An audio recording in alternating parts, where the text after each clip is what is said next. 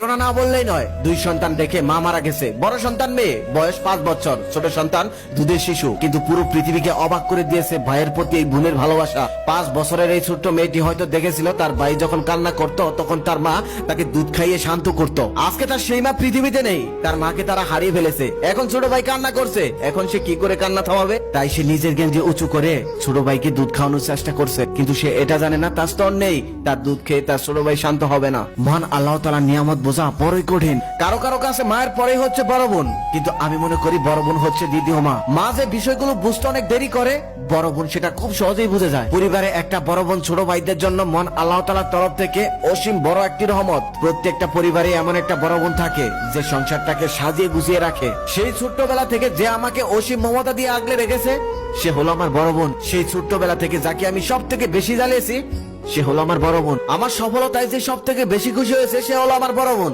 আমার ব্যর্থতায় যে সব থেকে বেশি দুঃখ পেয়েছে সে হলো আমার বড় বোন। আমার ভবিষ্যৎ নিয়ে যে সব থেকে বেশি চিন্তা করেছে সে হলো আমার বড় বোন। আমার জীবনে আমার বড় বোনের অবদান বলতে গেলে উপন্যাস লেখা যাবে। এমন বড় বোন পাওয়া সত্যি ভাগ্যের ব্যাপার। সবার ভাগ্যে এমন একটা বড় বোন থাকে না। যারা এই দুনিয়াতে বড় বোন পেল না তারা যেন দুনিয়াতে একটা নিয়ামত পেল না, মায়ের পরে আরো একটি মা পেল না। সে আমার জন্য যা করেছে তার প্রতিদান এই পৃথিবীতে আমি কখনোই দিতে পারবো না, আমি দিতে চাইও না। আমি তার কাছে সারা জীবন ঋণী থাকতে চাই। তার ঋণ শোধ করার মতো ক্ষমতা আমার এখনো হয় নাই, হবেও না। আপনারা যদি এই পৃথিবীতে এমন একটা বড় বোন থেকে থাকে তাহলে আপনি ভাগ্যবান, আর যদি না থেকে থাকে তাহলে এই বড় বোনের ভালোবাসা আপনি বুঝতে পারবেন না। আপনিও হয়তো আপনার বোনকে অনেক ভালোবাসেন কিন্তু কোনোদিন মুখ ফুটে বলতে পারেননি আপু আমি তোকে ভালোবাসি, শুধু ঝগড়াই করে গেছেন সারা জীবন। আজকে এই ভিডিওর কমেন্ট বক্সে সেই বোনকে নিয়ে কিছু লিখে যান আর শেয়ার দিয়ে দিন সেই বোনকে, আপু তোমাকে বলা হয়নি কতটা ভালোবাসি।